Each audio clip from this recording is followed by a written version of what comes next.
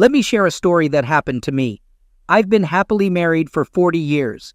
I'm 64, and my wife is 62. Our relationship is more than ordinary, it's truly unique. We're not just financially stable and healthy, but also proud parents of 2 great daughters who gave us 3 amazing grandchildren. Our journey together goes beyond simple companionship. We're deeply connected. Reflecting on it, I realized we're not just best friends, but true halves. Even younger couples would envy our close bond. So, you're probably wondering what could go wrong in such an ideal scenario? One Saturday stands out vividly. The sun was shining, making the day full of joyful anticipation. I was excited about a golf game with my friends, the highlight of my week, breaking the monotony of everyday life to enjoy quality time on the golf course. With enthusiasm, I said goodbye to our house, walked with my golf clubs ready, smiling broadly, completely unaware of the unexpected turn of events ahead. I was looking forward to the day, not knowing a fateful incident was about to happen. As I impatiently approached the golf course, a sudden realization struck me. I forgot my reliable golf club repair tool, a must-have for any golf lover. My friends expected me to bring it, but in the rush of leaving home, I completely forgot. Frustrated, I decided to correct my mistake and quickly turned around, driving back home. After parking the car and getting out, I noticed Victor at the front door, ready to help in any situation. It's amazing how such a young man can be reliable and self-confident. We're sincerely grateful to have him in our lives. While I've turned to him for help before, his presence today was unexpected since he was already here yesterday. This made me wonder if his wife had asked for something unknown to me, or if she invited him without informing me. Curious, I cautiously stepped into the house, not expecting anything unusual. To my horror, I saw my wife in the living room, in her undergarments, alongside Victor. When I entered, I was surprised to see my partially dressed wife and Victor, shirtless, coming out of the guest bathroom. Their astonished faces showed they were caught off guard by my sudden appearance. Although there were no obvious signs of a compromising situation, their reaction and the palpable smell of closeness in the air left no doubt that I barely managed to avoid being caught red-handed in an unexpected situation. I found myself at home in a delicate situation. My wife asked about the reason for my early arrival, but I chose to ignore her and directly addressed Victor. It was an unprecedented occasion, since I always considered him a well-mannered young man. He hesitantly tried to explain his presence, and my wife immediately intervened. Raising her voice in his defense, she explained that she had called him to service the pool. To my surprise, I replied that I doubted the need to clean the pool, as it had been taken care of only the day before. I saw her trying hard to regain control of the situation, but it didn't work out as she hoped. She quickly realized her earlier statement sounded silly and tried to save the situation by blaming the pool not being cleaned before. On the other hand, Victor looked completely shocked, as if he had seen a ghost. I pointed at Victor and firmly stated that I was aware of his actions. Even though my suspicions were based on limited facts, if I found him in my house again, I wouldn't hesitate to take extreme measures. Hurriedly leaving, he didn't forget to put on his shirt and quickly disappeared into his car.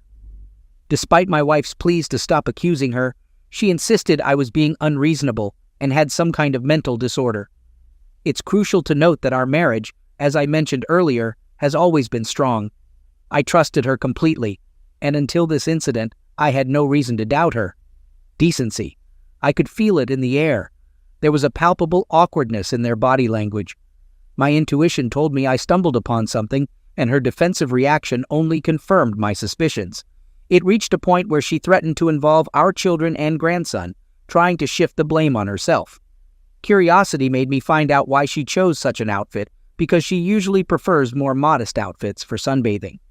The bra and underwear she wore for sunbathing were not what I expected. They were transparent, which surprised me.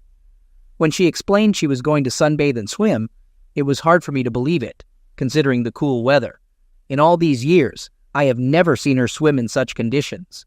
Something was off, and I felt like she wasn't being completely honest. Despite her attempts to make me doubt myself through intimidation methods, I remained confident in my intuition and firm in my beliefs. I thought about the length of this novel. Considering he is only 19 years old, and we have known about him for 3 years, This made me doubt that she was manipulating and deceiving me for much longer than I had initially assumed. Our differences quickly escalated into a sharp quarrel, which happens between us very rarely. Despite my accusations, she stubbornly denied all her actions. At this time, friends called and asked about my lateness. I considered going to a psychologist, but in the end, I decided to go. I hope this will give me the opportunity to calm down and gain clarity of mind. While playing golf, memories from the past kept popping up, making me wonder if she was unfaithful and if she manipulated me by using means of manipulation. It gradually became clear to me that I hadn't noticed this throughout our marriage. If I hadn't identified them in that delicate situation, I would most likely have continued to accept her explanations without question. It suddenly dawned on me that I had been harboring this suspicion for a long time. But deep love for her and naivety did not allow me to admit it. I have never delved into these uncertainties, but there was one distinct memory that always remained in the shadows. Despite the passage of time, I decided to return to it, refraining from trying to classify these memories as suppressed. On the contrary, I began to look at them anew from the point of view of a mature and knowledgeable person, far from the young and inexperienced 20-year-old boy that I once was. We lived together before marriage during my 2-year college studies. I had my first experience of a real romantic relationship after the period of military operations had passed. As a late teenager in this field, I perceived our connection as something unique. But looking back, I realized that there were obvious signs that I didn't notice at the time. In the process of deepening into reflection, the pieces of the puzzle began to connect. These memories surfaced in connection with recent events, evoking meetings in which, as I now suspect, at least 3 different men with whom she was in close relationship at that time took part. Among them was my former best friend, with whom I gradually grew distant. It's been over 2 decades since we last saw each other, because he now lives in another country. These thoughts persistently trouble my mind, refusing to fade away. The weight of these memories builds up in me, not allowing me to cope. They keep me awake at night, robbing me of much-needed sleep. Suffocating anxiety takes over my entire mind. When my wife predictably denied my accusations of having an improper relationship with our grandson's friend, she manipulated our innocent children into this situation, concealing the most crucial details. Keeping the truth hidden, she intentionally didn't mention the image etched in my memory. She was in a tempting bikini next to our grandson's friend, shirtless, while slyly talking about innocently caring for the pool in our backyard. Perhaps she had deceived me countless times before, easily escaping my notice. But this instance was an undeniable revelation, an indisputable betrayal that pierced my heart like a dagger. I found myself in a situation where she tried to portray me as behaving oddly in her later years. Even more distressing was my inability to convey to my children and grandson that intuition told me something was wrong. They just didn't want to believe that she was alone in the living room, dressed provocatively, and he was in boxer shorts without a tank top. The entire scenario turned into a verbal clash, and she manipulated the situation, creating the impression that she was right. The following weeks were spent in the toughest struggle, resulting in a significant weight loss despite my thinness. My mental state deteriorated rapidly, and I increasingly feared I might damage myself. Additionally, she successfully turned all my children against me, painting me as a scoundrel in their eyes. Unlike her, I'm not naturally assertive and don't know how to engage in active disputes. I'm one of those people who prefer to avoid conflicts and resolve them privately. But this situation became a turning point for me. I began to doubt myself, leading me to seek solace in individual consultations. It was during this time that I realized my marriage seemed to have been built on a false foundation. My therapist introduced me to the principle of mindfulness, but I struggled to grasp its essence. Despite all my efforts, I couldn't master the art of being present in the moment. Weeks passed, and I increasingly avoided discussing my spouse's infidelity. But then came the turning point when I could no longer suppress my emotions. Summoning the courage, I finally began talking about the betrayal that occurred in her younger years. The shock on her face was indescribable. Initially, she categorically denied her guilt and dismissed my accusations as nonsense. She seemed determined to find someone to blame for her own insecurities. Despite my disappointment, I remained calm, and reiterated that none of her words were entirely true. Nevertheless, she continued desperately searching for a scapegoat, clutching at straws to confirm her unfounded suspicions. It was disheartening to witness the trust in our relationship being shattered because her accusations only widened the gap between us. I couldn't stay calm any longer. I reached my breaking point. It was a breakdown like none I've had before. I crumpled to the floor, overwhelmed by uncontrollable tears. Even simple breathing felt like a daunting task, not to mention speaking. Time seemed to stretch endlessly, but this incident caught her off guard. Truly surprised, she knelt down and hugged me tightly, comforting me as I gradually recovered.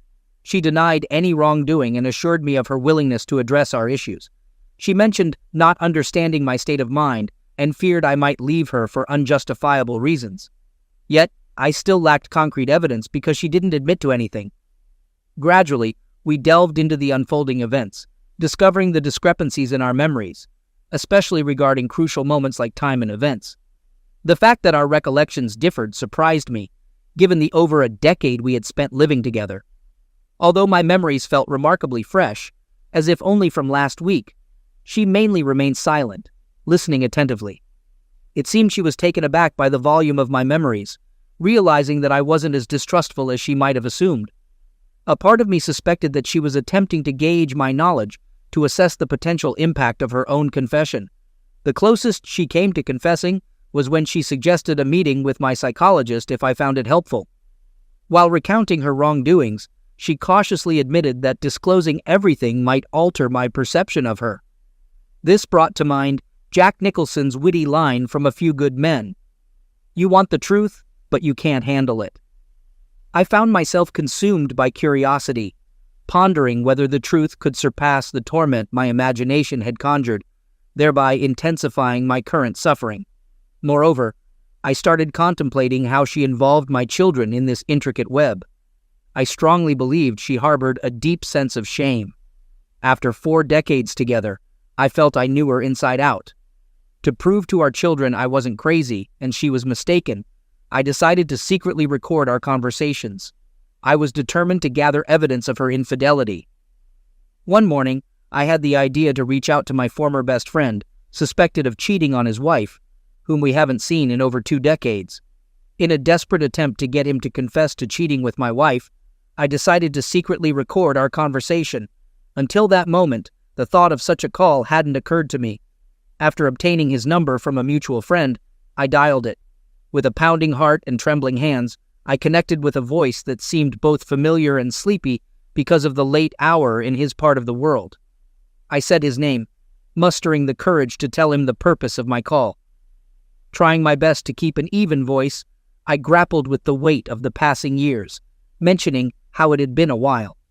There was a moment of silence, and I almost felt a thought flash through his head, replaying the steps of our past friendship. He replied, his tone wary, asking who I was. Summoning my strength, I took a deep breath and said I was David. His voice held a hint of disbelief as he echoed my name, asking if it was really me. I confirmed, and our conversation quickly shifted to another topic. We exchanged forced pleasantries, attempting to squeeze 2 decades of life into a few minutes, but the pain of lost time lingered. Despite the gravity of my call, I knew I couldn't delay any longer. Gathering my remaining courage, I posed a question. I asked if he remembered Anna. A pause followed, and even through the phone I sensed his concern. He hesitantly answered, confirming he remembered her. With a heavy heart, I weakly stated, choked with emotion, that she was my wife. After standing in silence for a moment to let the weight of my words sink in, I continued, informing him that Anna passed away last night. Silence enveloped us, seemingly stretching for an eternity. Realizing he must have been caught off guard, his thoughts raced. Trying to make sense of the news, I took a deep breath, attempting to convey emotions before her passing away. I said, "She trusted me." I mentioned her confession about his infidelity and revealed the betrayal, the lies, the lost years. There was a sharp intake of breath and a heavy sigh at the other end of the line. Cutting him off, I stated that I was choking, and my voice was filled with a mix of resentment and betrayal. How could he do this to me? He was my closest friend. On the other end, his sobs and choked voice intertwined. He admitted, with grief evident in every word, that he couldn't even express how deeply sorry he was. It was a terrible mistake that haunted him every day, and he regretted it with all his inner strength. Despite feeling the weight of his remorse, my heart still bore a powerful mix of anger and pain. When he made his confession, I couldn't help but continue recording our conversation, knowing it was the only way to force my wife to finally admit the truth. As he sobbed uncontrollably, the burden of his guilt over more than 20 years finally revealed itself. He pleaded for forgiveness, expressing his deep regret for letting me down in the most terrible way. When his confession lingered in the air for a moment, I felt a deep sense of loss. Our once strong friendship, built on trust and camaraderie, had collapsed beyond recognition. With a heavy heart, I uttered the last words, saying goodbye to John. After ending the conversation, a mix of emotions overwhelmed me. Although my heart remained heavy, I found comfort in having the indisputable proof I needed. Yet, the pain of betrayal still gnawed at my heart. When my wife returned, I mustered the courage and played the recording for her. As she listened, a deep shadow of embarrassment crossed her face. She could no longer deny the truth. She was ensnared in a web of deception. With tears in her eyes, she pleaded with me not to share the recording with our children. To secure her confession about the other two alleged affairs, we struck a deal. Recognizing the need for proof, I meticulously documented every detail of her admission. After the heart-wrenching confession, she implored me to promise not to share the recording. Feeling the need for space and reflection, I suggested we separate, giving each of us time to reassess our lives. It was time to reflect on the state of our decades-long marriage. Having spent over 4 decades together, I, a 64-year-old, and she, a 62-year-old, believed we had a strong and dependable connection. But everything changed when I discovered her connection with our grandson's friend. Troubling memories surfaced, casting doubt on her loyalty throughout our relationship. Despite the evidence, she vehemently denied any involvement with our grandson's friend. Instead, she attempted to blame me for our impending breakup, preserving her innocence. Surprisingly, during our conversation, I agreed, knowing it would devastate her. She suggested an amicable divorce, where I'd shoulder the blame for ending our marriage, citing my suspicions rather than her infidelity. Unbeknownst to her, I recorded every admission she made. The next day, my children approached me, urging reconciliation with their mother. It was then that I decided to reveal the recording, presenting irrefutable evidence. Consequently, they began to see her in a different light, realizing the extent of her betrayal. Angry at my decision not to fulfill the terms of our agreement, my wife waged war, intending to claim everything in the event of a divorce. However, she fails to understand that at my age, material possessions matter little, as long as I have enough to sustain myself. Until the age of 90, when many family members typically pass away, my focus is on something else. The love and support of my children are genuinely important, along with the legacy I'll leave behind. Despite pressure from those advocating for the preservation of our 4-decade relationship, they seem to forget that with age comes the desire to spend remaining years with someone who truly loves you. Whenever I look at her, all I see is deception, manipulation, betrayal, and lies. I've reached a point where living a life built on lies has become unbearable. After 3 long months, we divorced. Anna moved in with her daughter, and I sold the house, dividing the money before embarking on world travels. The children informed me of Anna's suffering from shame, her descent into deep depression, and a subsequent stroke that left her paralyzed. I experienced a moment of anger before resuming the call and inquiring with Amy, my sister-in-law, about her invitation to that man to meet us at the hospice. Amy confirmed that she had indeed invited him, though she had initially tried to dissuade Elaine. She wasn't sure about Elaine's reasons for wanting him there. I expressed surprise that Susie might also be present, but Amy clarified that Elaine had mentioned the 3-year-old was too young to hear their discussion. I decided to drop Susie off at her parents' place before heading to the hospice, and Amy and I made our way to the hospice together. Upon our arrival, Amy and I received a warm welcome from the nurse, Cindy, who informed us that Elaine was having a good day and had used the morphine pump less frequently. We then proceeded to Elaine's room, and Amy assured me that everything would be okay. The room had a peaceful atmosphere with a garden view, but my discomfort increased when I noticed Trevor sitting by the headboard. I greeted Elaine by shaking her hand instead of with a kiss, and sat down with Amy on the opposite side of the bed from Trevor. Elaine began by expressing her gratitude for our presence, acknowledging the awkwardness of the situation, but emphasizing that they all wanted what was best for our daughter, Susie. I reiterated that Susie was my top priority, directing my gaze at Trevor and questioning his presence. Elaine, however, delayed her explanation, initially thanking both Amy and me for our support and describing Amy as an exceptional big sister. She also revealed her struggle with infertility and her gratitude for Amy's support through the infertility testing and in vitro fertilization process. Elaine praised Amy as her hero and a wonderful aunt to Susie. She expressed her confidence that Amy would continue to love and care for Susie and help me raise her. Then, Elaine broached the more complicated matter, acknowledging the pain her relationship with Trevor had caused me. I expressed my irritation and questioned her reasons for cheating on me with him. Elaine attributed her actions to the desperation she felt during their struggles with conception, despite Amy's assurance that my participation count was fine. I didn't quite believe her, and I glanced at Amy, who simply shrugged. Elaine explained that she had been desperate and ready to try anything. Trevor worked in the office next door, and one day during lunch, he saw her crying. She looked at Trevor with a smile and continued that Trevor had been kind and comforting, holding her hand while she cried, and over the next few months, they became close friends. I snorted and rolled my eyes, expressing my disbelief. I commented that I understood she might have been desperate and willing to try anything. Elaine added that Trevor had volunteered to assist, to which I responded with a disdainful look and suggested that he should have stayed clear. Elaine then detailed her reasons for her actions, explaining that, initially, her motive was to improve her chances of getting pregnant. However, over time, she and Trevor had fallen in love. She described it as an incredible experience and expressed her desire to find a way to keep both me and Trevor in her life. I questioned why she would think I'd ever agree to such a situation, and Elaine admitted she had been afraid I would divorce her when I found out about her affair. Instead, she described how I had become her hero for supporting her throughout the entire IVF process. She acknowledged that, despite having considered divorce, I had prioritized our child and decided to stay. She believed this demonstrated that I still loved her enough to ask one last favor. She then asked that I allow Trevor to be part of Susie's life and grant him joint custody after she was gone. I looked at Trevor, who appeared concerned and unlike his usual self.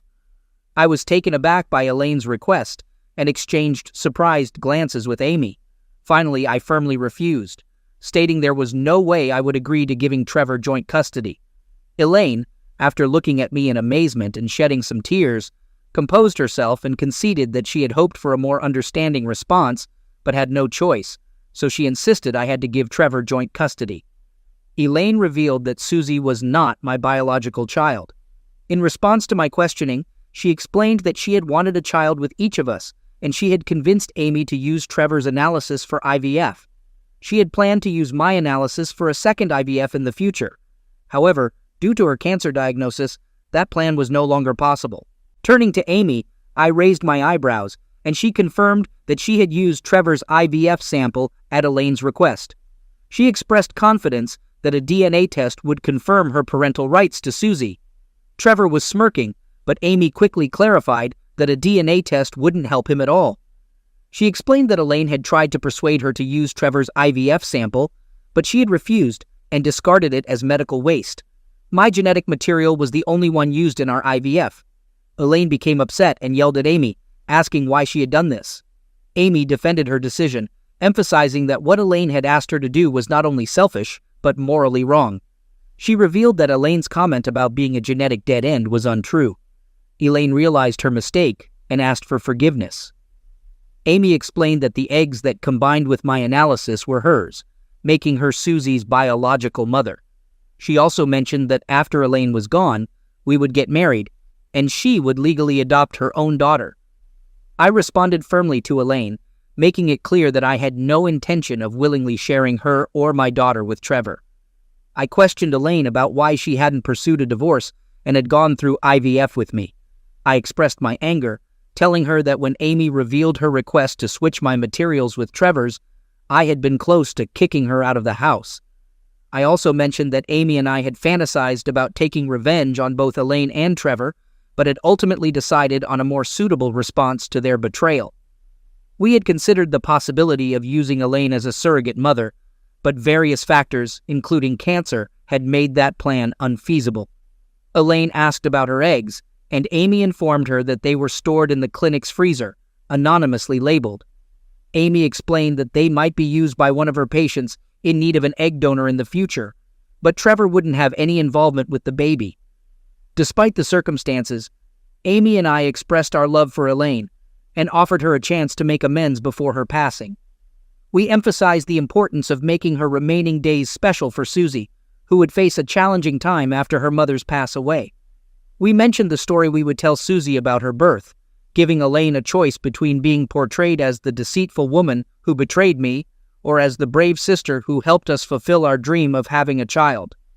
We asked Elaine if she wanted to be a hero for Susie, at least for once.